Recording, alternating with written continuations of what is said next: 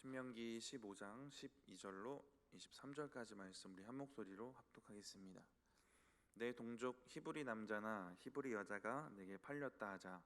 만일 6해 동안 너를 섬겼거든 일곱째 해에 너는 그를 놓아 자유롭게 할 것이요, 그를 놓아 자유롭게 할 때에는 빈손으로 가게 하지 말고 내 양무리 중에서와 타작마당에서와 포도주 틀에서 그에게 후히 줄지니 곧 내 하나님 여호와께서 내게 복을 주신 대로 그에게 줄지니라. 너는 애굽 땅에서 종 되었던 것과 내 하나님 여호와께서 너를 속량하셨음을 기억하라. 그것으로 말미암아 내가 오늘 이같이 내게 명령하노라. 종이 만일 너와 내 집을 사랑함으로 너와 동거하기를 좋게 여겨 내게 향하여 내가 주인을 떠나지 아니하겠노라 하거든 송곳을 가져다가 그의 귀를 문에 대고 뚫으라. 그리하면 그가 영구히 내 종이 되리라. 내 여종에게도 그같이 할지니라. 그가 6해 동안에 품꾼의 삭새 배나 받을 만큼 너를 섬겼은즉 너는 그를 놓아 자유하게 하기를 어렵게 여기지 말라. 그리하면 내 하나님 여호와께서 내 범사에 내게 복을 주시리라. 내 소와 양의 처음 난 수컷은 구별하여 내 하나님 여호와께 드릴 것이니 내 소의 첫 새끼는 부리지 말고 내 양의 첫 새끼의 털은 깎지 말고 너와 내 가족은 매년 여호와께서 택하신 곳 내 하나님 여호와 앞에서 먹을지니라. 그러나 그 짐승이 흠이 있어서 절거나 눈이 멀었거나 무슨 흠이 있으면 내 하나님 여호와께 잡아 드리지 못할지니 내 성중에서 먹되 부정한 자나 정한 자가 다 같이 먹기를 노루와 사슴을 먹음같이 할 것이요, 오직 피는 먹지 말고 물같이 땅에 쏟을지니라. 아멘. 모세의 두 번째 설교 계속 이어지고 있는데요. 이 5장부터 11장까지는 뭔가 우리 속 안에 있는 믿음을 좀 확인할 수 있는 말씀들이 있었던 것 같아요. 이스라엘의 그 신앙의 중심에 갖춰져야 될 그 마음들, 하나님 경외하는 거, 또 구체적으로 하나님 사랑하라는 부분도 있었죠. 이 마음들, 이 중심을 이야기합니다. 근데 이 모세 두 번째 설교에서 중점적으로 다뤄지는 것은 지금 현재의 삶에 어떤 것을 어떻게 지킬 것인가에 대한 규례들이 주어지거든요. 삶의 여러 영역 가운데 행해야 될 것들, 이것에 대한 말씀이 주어집니다. 12장부터 이게 이제 오늘 본문까지 쭉 이어지고 있는데, 이러한 맥락 속에서 이 본문이 던지는 질문은 이건 것 같아요. 우리 속에 있는 신앙을 어떻게 증명할 것인가? 이제 해답도 주고 있죠. 여러 가지 순종의 영역들을 주고 있습니다. 하나님을 향한 여러분의 중심, 저의 중심, 거기에 있는 믿음과 하나님 사랑하는 마음, 경외하는 이 신앙을 삶의 여러 영역에서 우리가 순종함으로 증명해 가는 겁니다. 특히 15장은 형제와 또 어려운 사람들을 사랑하는 이 문제를 안식년 규례와 함께해서 주시는데요. 이웃사랑에 대한 명령에 순종해서 하나님에 대한 신앙을 증명할 수 있는 겁니다. 이웃사랑에 대한 이 명령, 채무를 면제해주고 종을 해방시켜주는 이 명령에 순종하는 것으로 내가 하나님으로부터 이런 은혜를 받았다라는 걸 증명할 수 있는 겁니다. 오늘 본문 15장의 이제 뒷부분은 종을 놓아주는 규례에 대한 얘기가 일단 먼저 나오게 되는데요. 우리 12절 말씀 같이 한번 읽어보겠습니다. 내 동족 히브리 남자나 히브리 여자가 내게 팔렸다 하자. 만일 6해 동안 너를 섬겼거든 일곱째 해에 너는 그를 도와 자유롭게 할 것이요. 15장 앞부분은 이제 어제 본문인데 채무 면제해 주는 규례를 이야기하셨어요. 근데 그 이야기를 이렇게 시작을 합니다. 2절 말씀인데요. 같이 한번 읽어보겠습니다. 신명기 15장 2절입니다. 면제의 규례는 이러하니라. 그의 이웃에게 꾸어준 모든 채주는 그것을 면제하고 그의 이웃에게나 그의 형제에게 독촉하지 말지니 이는 여호와를 위하여 면제를 선포하였음이라. 이 마지막 부분 저는 묵상하다가 자꾸 이게 마음을 찌르는 게, 여호와를 위하여 면제를 선포하였다라는 겁니다. 이게 지금 누굴 위해서 하는 거냐면 하나님 위해서 하는 거예요. 안식년에 이웃과 형제 빚을 탕감해 주는 거, 가난하고 어려운 형제들 생각해서 빚을 없애주고 또 종들을 해방시켜주고, 다 이게 누굴 위해서 하는 거냐면 하나님 위해서, 하나님을 위해서라는 신앙을 근본으로 하는 겁니다. 채무를 탕감해주거나 종을 놓아주거나 이것을 가지고 있는 주인 입장에서는 손해를 감수해야 되는 순종이에요. 근데 손해를 감수하면서도 순종할 수 있으면 거기에 그 중심에 있는 신앙이 증명이 되는 건 아니겠습니까? 하나님을 위해 내가 어디까지, 얼마나, 무엇까지 손해 볼 수 있을까? 이 물음에 대한 우리의 대답만큼이 우리의 신앙일 것입니다. 하나님을 향한 우리의 마음일 거예요. 그만큼 하나님을 위한 마음이 있는 것이고, 그만큼 하나님 경외하고 사랑하는 것입니다. 하나님을 위하여라는 이 마음이 있고, 하나님을 얼마나 또 경외하고 사랑하는지, 그만큼 하나님을 위해 우리가 손해를 감수할 수 있게 되는 것이고, 저는 더 나아가면 이게 손해라고조차 느껴지지 않는 우리의 믿음이 되어질 것이다 라는 생각이 듭니다. 하나님을 위해 손해보는 것, 손해보는 것처럼 보여지잖아요. 이게 쉬운 일은 아닌 겁니다. 그래서 이스라엘의 역사 속에 보면 이 종을 놓아주는 규례에 순종했던 것을 잘 찾기가 어렵더라고요. 예레미야 34장에 이런 장면이 있어요. 우리 말씀 먼저 읽어보면 예레미야 34장 14, 15절 한번 읽어보겠습니다. 너희 형제 히브리 사람이 내게 팔려왔거든 너희는 7년 되는 해에 그를 놓아줄 것이니라. 그가 6년 동안 너를 섬겼은즉 그를 놓아 자유롭게 할지니라 하였으나 너희 선조가 내게 순종하지 아니하며 귀를 기울이지도 아니하였느니라.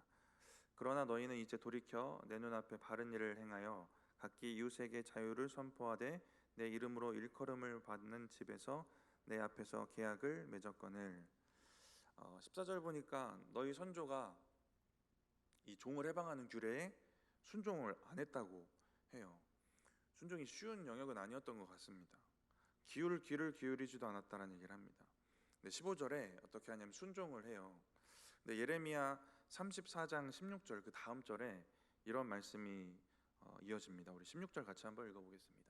너희가 돌이켜 내 이름을 더럽히고 각기 놓아 그들을 마음대로 자유롭게 하였던 노비를 끌어다가 다시 너희에게 복종시켜 너희의 노비로 삼았도다. 잠깐 순종했다가 번복하는 장면이 여기 등장합니다. 왜 그랬을까요? 이 34장 잘 읽어보면 나오는데, 예레미야를 잘 읽어보면 나오는데요, 그 당시에 어려움에 처합니다. 이제 망할 것 같은, 성이 포위되고 위험에 처한 상황이 있어요. 그래서 잠깐 순종합니다. 근데 번복한 거는 그 위험이 사라진 것 같은 분위기가 보여지니까 이걸 번복하고 있어요. 자기의 상황에 따라서 회개한 척, 순종한 척 했다가 번복했다가 하는 겁니다. 하나님을 속이고 모욕해요. 하나님 화가 많이 나셔요. 그래가지고 17절에 이렇게 말씀을 하십니다. 예레미야 34장 17절입니다. 그러므로 여호와께서 이와 같이 말씀하시니라. 너희가 나에게 순종하지 아니하고 각기 형제와 이웃에게 자유를 선포한 것을 실행하지 아니하였은즉 내가 너희를 대적하여 칼과 전염병과 기근에게 자유를 주리라. 여호와의 말씀이니라. 내가 너희를 세계 여러 나라 가운데 흩어지게 할 것이며.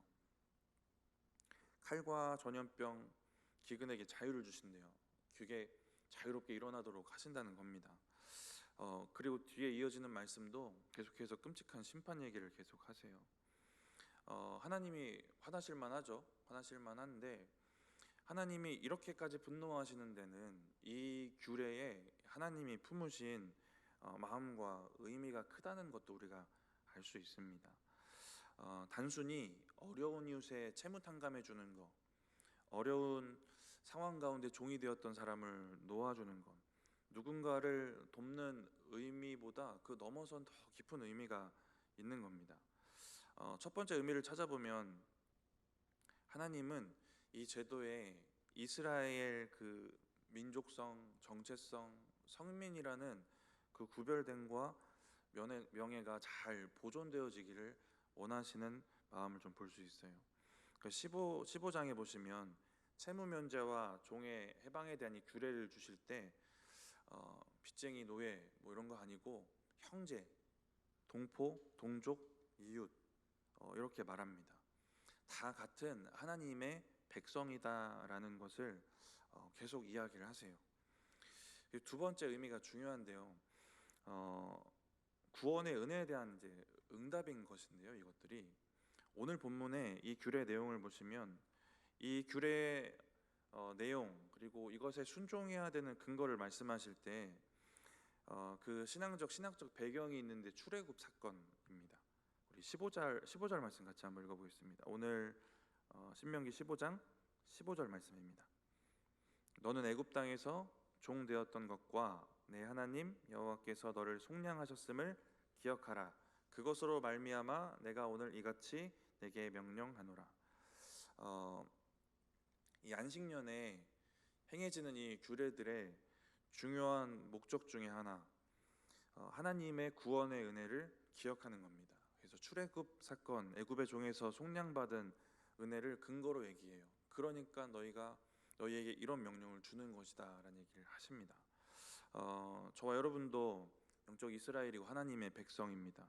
그래서 이 정체성에 대한 얘기도 그렇고 우리가 받은 구원의 문제도 동일한 이야기가 됩니다.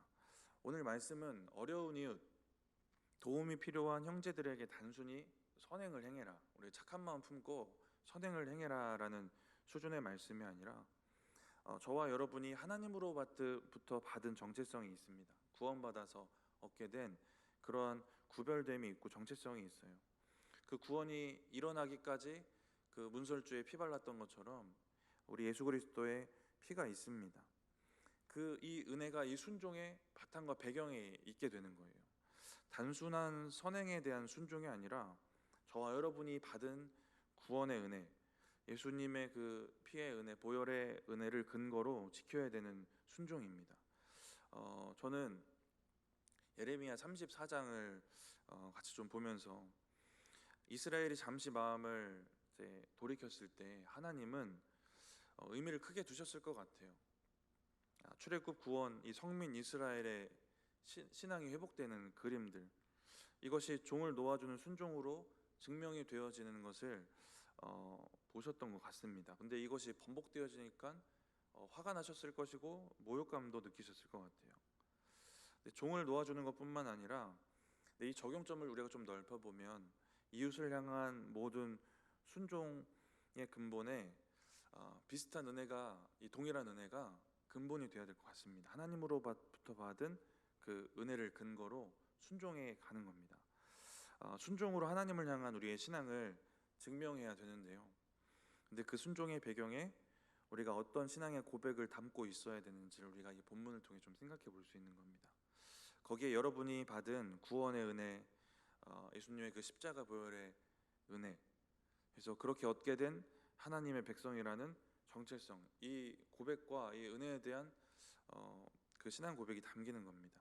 이렇게 받은 은혜를 근거로 순종하고 그 순종으로 하나님을 향한 신앙을 고백하고 증명하는 겁니다. 이처럼 은혜에 대한 응답으로 이제 이웃을 돌아보는 건데요. 오늘 규례를 그래서 좀 더 살펴보면 13, 14절에 그래서 종들을 빈손으로 보내지 말라는 얘기도 하시는 겁니다. 우리 13절, 14절 말씀 같이 읽어보겠습니다. 오늘 본문 13, 14절입니다. 그를 놓아 자유하게 할 때에는 빈손으로 가게 하지 말고 내 양 무리 중에서와 타작 마당에서와 포도주 틀에서 그에게 후히 줄지니 곧 내 하나님 여호와께서 내게 복을 주신 대로 그에게 줄지니라. 종으로 놓아주는 것뿐만 아니라 후히 줘서 보내라고 하고 있어요. 7년째가 되면 종에서 해방시켜주라는 기본적인 규례 내용이 있는데요. 7년까지 안 가고 종에서 해방될 수 있는 방법이 있습니다. 친족들이 대신 속전을 해서 자유하게 하는 방법들이 있어요. 근데 7년째까지 종으로 있다는 것을 보면 이런 추측도 가능해요. 도와줄 친족이 없었을까? 그들도 다 가난했을까? 이런 추측을 해볼 수 있습니다. 근데 이런 상황에서 쌓아둔 재산도 없이 그냥 빈손으로 종에서 해방만 된다면 금방 다시 종이 될 거예요. 자기를 팔아서 다시 종으로 삼거나 아니면 심각하면 굶어 죽을 수도 있겠죠. 더 어려움에 처할 수도 있는 겁니다. 하나님은 이들을 빈손으로 보내지 말 것을 말씀을 하세요. 근데 이 빈손으로 보내지 말라라는 이 장면을 통해서 아까도 말씀드렸던 그 출애굽 그 신앙의 그 배경에 그 그림이 보이는 겁니다. 애굽에서 이스라엘이 나올 때 빈손으로 안 나왔잖아요. 그렇게 받은 은혜가 있었습니다. 그 받은 은혜를 근거로 하나님 명령을 주시고, 받은 은혜를 근거로 다른 사람에게 종에게까지 그렇게 하라는 명령을 주시는 것입니다. 본데 하나님 여호와께서 내게 복을 주신 대로 그에게 줄지니라. 받았던 은혜 그대로 그것을 흘려보내라는 겁니다. 저와 여러분도 하나님께 받은 은혜가 있는데요, 이것이 우리의 그 순종할 수 있는 근원이 되는 겁니다. 그것을 가지고 이걸 근거로 사람을 섬기고 사랑하는 거예요. 그러니까 우리가 하나님이 허락하신 복을 안 잊어버리고 사는 것도 참 중요한 것 같습니다. 내게 주신 복을 주신 대로 흘려보내는 것이니까 구원의 복을 잘 기억해야 될 것이고, 그러면 구원의 복을 잘 흘려보낼 수 있을 것이고요. 애굽에서 빈손으로 나오지 않고 후히 얻어서 나오게 하셨으니까 또 후히 줘서 보낼 수 있게 되는 겁니다. 받은 것 기억하고 그대로 흘려보낼 수 있는 이런 은혜의 선순환들이 일어나면 되게 이 공동체도 나라도 엄청 아름다워지겠죠. 그런 아름다운 공동체의 이런 이상적인 모양들을 15장을 통해서 하나님이 좀 그림 그려주시는 느낌이 있거든요.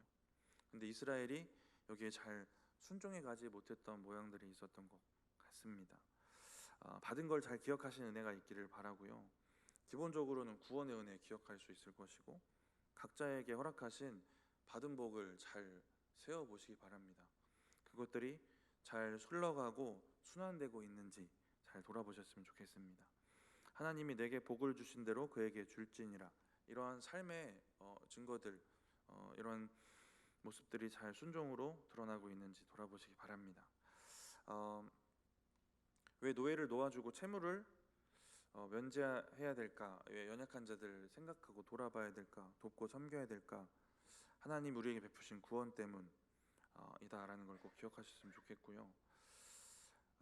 하나님이 우리에게 주신 이 구원의 은혜를 그래서 잊어버리지 않고 살아가는 것, 이것을 잘 지켜가는 것도 중요한 문제다라는 생각이 듭니다.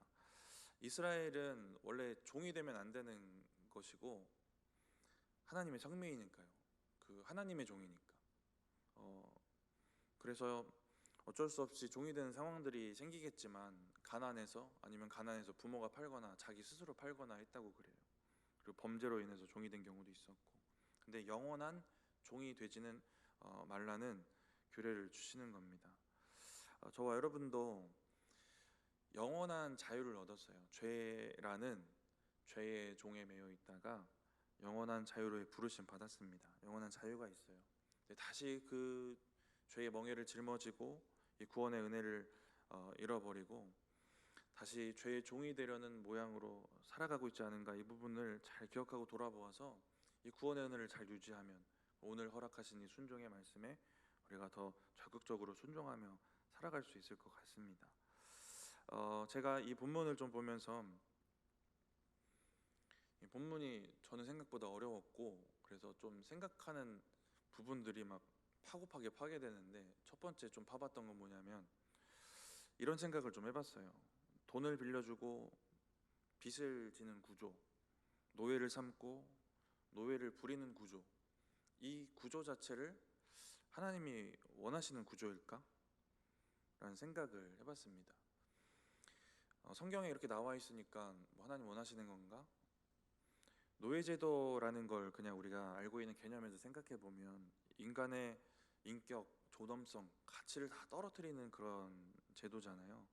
하나님이 인간을 하나님 형상대로 지으셨는데 이 가치를 다 무너뜨리는 죄의 산물입니다. 15장은 노예제도뿐만 아니라 채무관계에 대해서도 하나님이 제도 자체는 그대로 두시는 느낌이 있는 겁니다.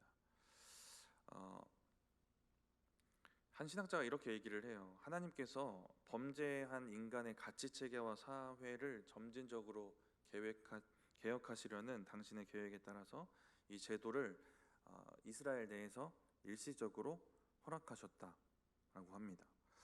하나님이 말씀하시는 것은 인간의 그러니까 이 구조들은 인간의 죄의 결과로 어쩔 수 없이 생겨난 구조. 하나님이 만드신 건 아니고 죄의 결과로 어쩔 수 없이 생겨난 구조입니다.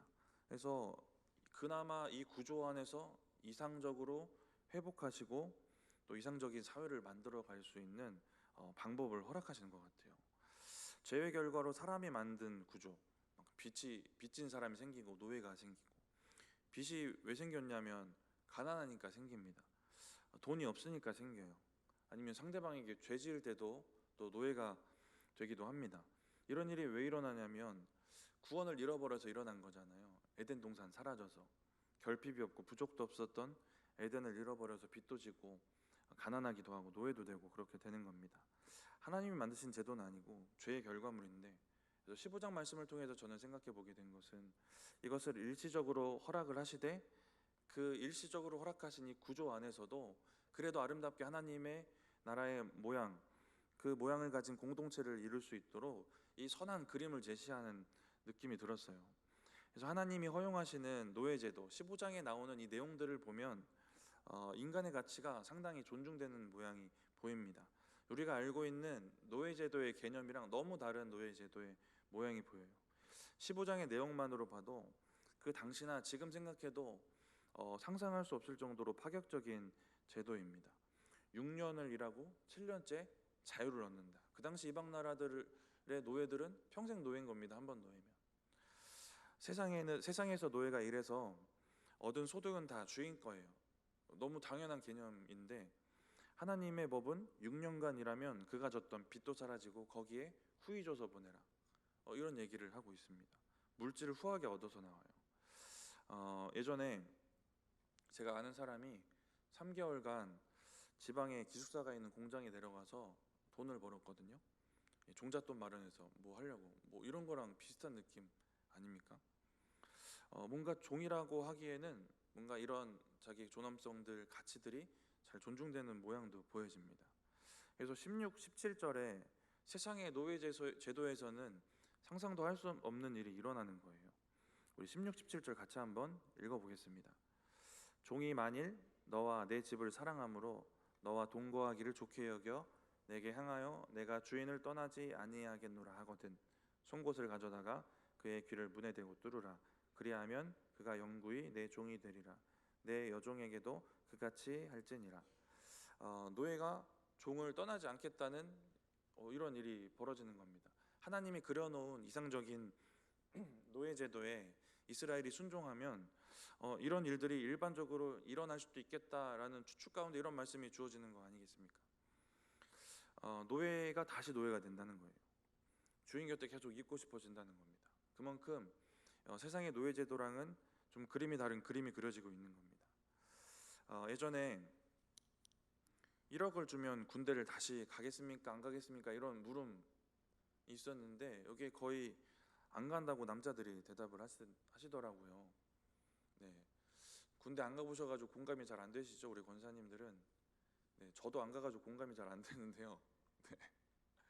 1억을 받아야 되는 거 아닌가 이 생각도 드는데 가서 힘들었던 곳 다시 가고 싶지 않은 게 당연한 겁니다. 그러니까 일반적인 세상의 노예제도면 거기 죽기보다 가기 싫을 거예요. 그런데 여기를 다시 가서 다시 평생 종으로 삼아달라고 하는 겁니다. 그만큼 인격적 대우가 있었던 것 같고 선한 모양의 노예제도를 하나님이 그려놓으셨던 것 같아요. 어쩔 수 없이 죄 때문에 이 구조가 생겨놓은 건 어쩔 수 없지만 그 가운데서도 선한 모양으로 이것을 회복할 수 있도록, 그리고 7년 주기로는 순종했을 경우 7년 주기로는 채무 면제, 종 해방, 그래서 뭔가 천국 같은 이 모양이 잘 이루어질 수 있도록 이상적인 이 공동체에 대한 그림을 그려주셨습니다. 저는 이 제도에 이 노예를 가진 주인, 그래서 돈을 많이 가져서 누구 뭐 돈 많이 빌려준 이 주인이 여기에 순종하는 것도 대단한 일이다라는 생각이 들어요. 자기의 손해를 하나님을 위해 감수하고 손해라고 여기지 않은 이 믿음도 좋다고 생각이 듭니다. 근데 이 구조가 죄 때문에 생겨난 구조라면 저는 더 높은 차원의 순종을 할 수도 있겠다라는 생각이 들었어요. 좀 더 높은 차원의 순종입니다. 더 위의 것을 바라볼 수 있는 순종이 있을 것 같아요. 오늘 15장에 말씀하신 그 순종보다 더 높은 차원의 순종을 할 수 있을 것입니다. 제가 오늘 드리고 싶은 도전인데요. 하나님이 일시적으로 허용하신 수준의 이상적인 그 나라, 그것보다 더 나은 모양을 실천해 갈 수도 있겠다라는 생각이 듭니다. 어떤 거냐면 7년째 되는 해에 해방을 시켜주는 것도 귀한 일이고 하나님이 그려놓으신 선한 그림인데요. 어떻게 할 수 있을까요? 6년 동안 일하면 7년째 풀어주는 건데 뭐 5년만 일해도 2년만 일해도 풀어줄 수 있습니다. 노예가 되는 건 죄 지어서도 노예가 되는데 그 노예의 죄를 용서하고 풀어줄 수도 있어요. 더 높은 가치에 그 하나님의 그림을 더 높은 가치로 우리가 더 그려갈 수도 있는 겁니다. 그러니까 우리가 이웃을 향한 순종을 우리가 결단하면서 순종하면서 살아가실 때 이 정도 하면 하나님 좋아하시겠지, 이 정도가 하나님 말씀하시는 것이지라고 생각하는 것보다 더 위의 것 바라보고 우리가 더 어떻게 섬길 수 있을까, 이것들을 여러분의 결단으로 삼으셨으면 좋겠어요. 제가 이 고민을 하다가 생각난 사람이 한 명 있는데 빌레몬입니다. 빌레몬인데요. 빌레몬 바울의 제자인데 돈 많았던 부자고요. 그래서 종도 많이 있었습니다. 그 종 중에 오네시모라는 사람 있었고요. 이 오네시모가 무슨 일을 저질렀는지 잘 아시죠? 이 빌레몬의 돈을 훔쳐서 도망갑니다. 도망가다 금방 잡혀서 로마 감옥에 갇히게 돼요. 로마 시대는 엄격한 신분제라서 종이 이런 죄를 짓고 잡혀가면 거의 대부분은 죽는 겁니다. 사형당하는 게 맞아요. 근데 이제 사형을 앞두고 이 오네시모가 누구를 만나냐면 바울을 만납니다. 그래서 바울에게 복음을 듣고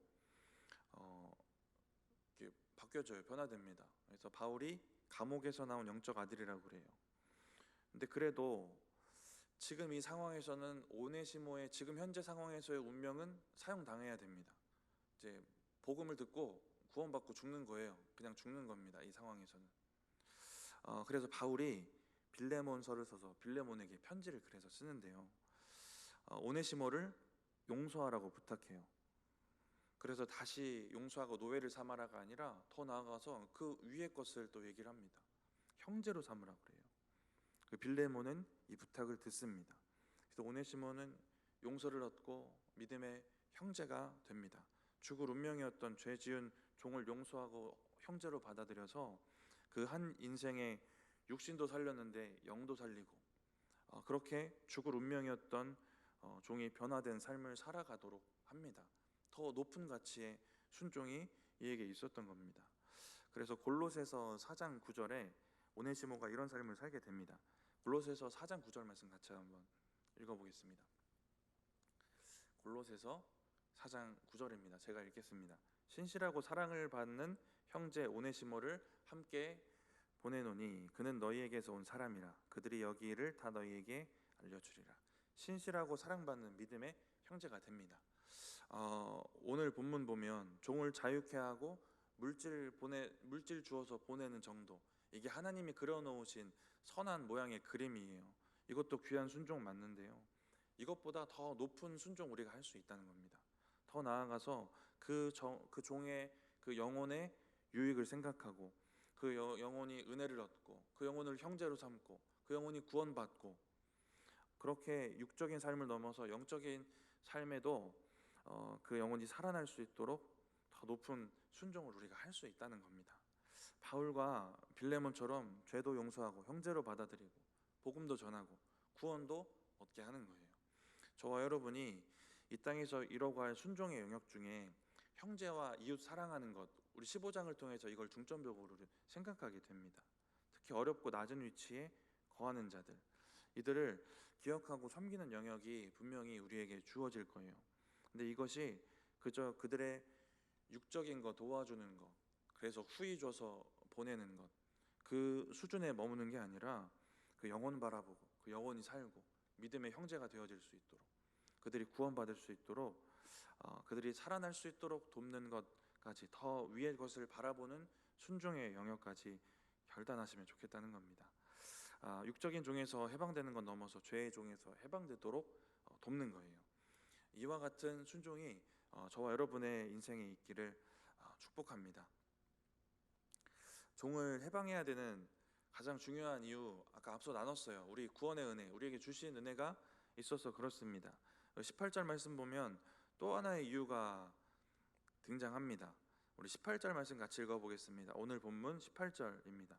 그가 6해 동안에 품꾼의 삭세에 배나 받을 만큼 너를 섬겼은즉 너는 그를 놓아 자유하게 하기를 어렵게 여기지 말라. 그리하면 내 하나님 여호와께서 내 범사에 내게 복을 주시리라. 이미 종에게 받을 만큼 받았다는 겁니다. 품꾼의 삭세 2배나 받을 만큼 섬김을 받았다라고 얘기를 합니다. 그러니까 자유하게 그 종을 놓아주기를 어렵게 생각하지 말라는 겁니다. 하나님이 참 섬세하게 명령하고 계세요. 종을 놓아주는 것이 주인의 마음을 어렵게 할 수도 있겠다라는 것을 아시고 이런 얘기를 하십니다. 내가 이미 충분히 종을 부렸다라는 얘기를 하세요. 더 근본적인 이유로는 앞서 나누었던 것처럼 너는 더 큰 은혜를 받았으니까, 우리가 더 큰 은혜를 가졌으니까입니다. 또 한 가지 18절 뒷부분에 이어지는 복에 대한 약속이 있거든요. 그렇기 때문에 이제 놓아주는 겁니다. 종을 놓아줘야 되는 건데요. 이 복에 대한 약속이 15장에 되게 많이 나오거든요. 이제 6절과 10절에도 나옵니다. 6절, 10절 한번 읽어보겠습니다. 네, 하나님 여호와께서 내게 허락하신 대로 내게 복을 주시리니 내가 여러 나라에 꾸어줄지라도 너는 꾸지 아니하겠고 내가 여러 나라를 통치할지라도 너는 통치를 당하지 아니하리라. 너는 반드시 그에게 줄 것이요 줄 때에는 아끼는 마음을 품지 말 것이니라. 이로 말미암아 내 하나님 여호와께서 내가 하는 모든 일과 내 손이 닿는 모든 일에 내게 복을 주시리라. 네, 6절에 꾸지 않고 꾸어주는 풍요도 얻게 되고 10절에 내가 하는 모든 일에 형통하게 하시고 오늘 방금 읽었던 18절에는 범사에 복을 주신다라고 하십니다. 우리가 기억할 것은 이 복에 앞서서 하나님이 주신 그리하면이라는 명령입니다. 4절에 가서 보시면 하나님의 명령을 지켜 행하면 그리하면 주시는 복입니다. 6절의 복을 그러면 주신다는 것이고요. 10절에 아끼는 마음을 품지 않고 형제들에게 주면 이로 말미암아라고 하는데요. 그리하면이라는 의미입니다. 그리하면 10절에 형통이 주어지고요. 18절에 종을 자유하게 하기를 어렵게 여기지 마라. 그리하면 범사에 복을 주시는 겁니다. 그리하면을 기억하시기 바랍니다. 그리하면 그리하시리라. 성경에 수도 없이 나오는 구조인데요. 근데 어떤 사람은 그리하시리라만 믿고 살아가는 사람도 있지 않겠습니까? 그리하면의 이 믿음을 가지고 살아가시면 그 뒤의 것들 하나님이 이 약속 분명히 이루실 줄 믿습니다. 그러한 순종과 순종을 통한 이 복의 은혜를 잘 누리시며 살아가셨으면 좋겠고요. 이제 뒷부분 말씀 짧게 나누면 19절부터는 초태생 규례입니다. 15장이 세 덩어리로 되어 있는데 맨 앞에 채무 면제 규례, 그다음 종 해방해 주시는 두 번째 규례랑 세 번째 초태생 규례입니다. 첫째, 둘째는 뭔가 의미상 연결점이 있어 보이는데 이 초태생은 좀 갑작스럽게 느껴지실 수도 있어요. 이게 갑작스럽지 않으시면 진짜 똑똑하신 분인데, 저보다도 똑똑하신 분인데 저는 좀 갑작스러웠거든요. 근데 이 세 규례가 가진 공통점이 있습니다. 아까 서두에 이 규례가 가진 의미 설명드릴 때도 말씀드렸던 건데요. 출애굽 구원 사건을 배경으로 가진 규례들이에요. 그러니까 이 세 규례 모두 하나님의 구원의 역사, 그 은혜를 기억하는 것이 목적이고 그 은혜를 고백하는 것이 이제 여러 모양으로 드러나는 겁니다. 이웃을 생각하고 형제를 섬기는 모양으로도 드러나고, 이제 세 번째는 초태생 바치는 것으로 이 은혜를 고백하게 됩니다. 우리 19절 말씀만 같이 읽어보겠습니다. 내 소와 양의 처음 난 수컷은 구별하여 내 하나님 여호와께 드릴 것이니 내 소의 첫 새끼는 부리지 말고 내 양의 첫 새끼의 털은 깎지 말고. 6월절에 그 첫 것들을 다 죽이셨는데 이스라엘 다 살려주셨던 이것을 기억하는 겁니다. 그래서 그때 이후로 처음 난 것은 이제 하나님 것 된 거예요. 그래서 처음 난 것, 이것을 하나님 것으로 드린다는 것은 그때 구원하셨던 은혜를 내가 기억합니다라는 고백이 되는 겁니다. 이러한 은혜를 고백하는 것, 그래서 이것을 하나님의 것으로 구별해서 드리는 것입니다. 하나님의 것으로 구별해서 드린다. 우리가 이미 구별해서 잘 드리고 있는 신앙의 영역들이 있을 거예요. 주일도 있고요. 우리가 헌금 드리는 영역도 있을 것입니다. 그런 부분도 있고, 앞서 나누었던 두 규례처럼 형제와 이웃을 돕고 섬기는 것. 근데 이것이 그저 단순한 섬김이나 순종이 되지 않고 형식뿐인 순종이 아니라 구원하신 은혜를 기억하고 그 은혜를 근거로 순종해야 된다는 겁니다. 오늘 이것을 다시 한번 명확하게 기억하시고 구원의 은혜 잘 잃어버리지 않도록 잘 유지하실 수 있도록 그렇게 살아가시는 것이 일단 1번이 될 것 같아요. 그리고 허락하신 이 땅에서 이루어야 될 하나님의 그 아름다운 나라들을 우리의 순종으로 잘 이루어 가시는 저와 여러분들 되시길 바랍니다. 잠깐 기도하겠습니다. 하나님, 오늘 말씀을 통하여서 하나님, 우리가 이 땅에서 우리의 순종을 통하여서 하나님을 향한 우리의 신앙을 어떻게 고백할지를 생각해 보았고, 하나님이 순종이 그저 순종하는 순종이 아니라 우리에게 허락하셨던 구원의 은혜, 이 구속의 은혜를 기억하고 그 신앙 고백을 바탕으로 드리는 순종임을 우리가 기억하였습니다. 하나님, 하나님이 우리에게 허락하셨던 구원의 은혜가 식어지지 않게 하시고 늘 감격이 있게 하셔서 하나님, 이 은혜를 붙잡고 하나님이 허락하신 순종을 이 땅 가운데 이뤄가게 하시고, 하나님 그렇게 순종하며 살아갈 때 이 땅 가운데 하나님의 나라의 그 모양이 조금씩 회복되어져 가는 것을 우리가 보게 하여 주시옵소서. 그렇게 살아가기를 결단하고 또 순종하기 결단하는 우리 모든 심령 가운데 힘주시고 하나님 역사하여 주시옵소서. 감사합니다. 예수님의 이름으로 기도드립니다. 아멘.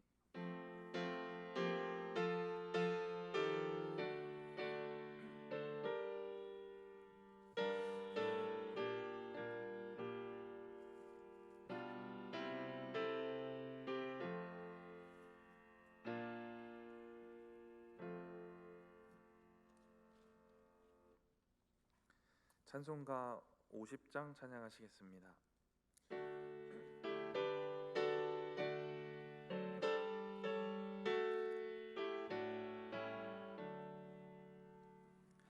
내게 있는 모든 것을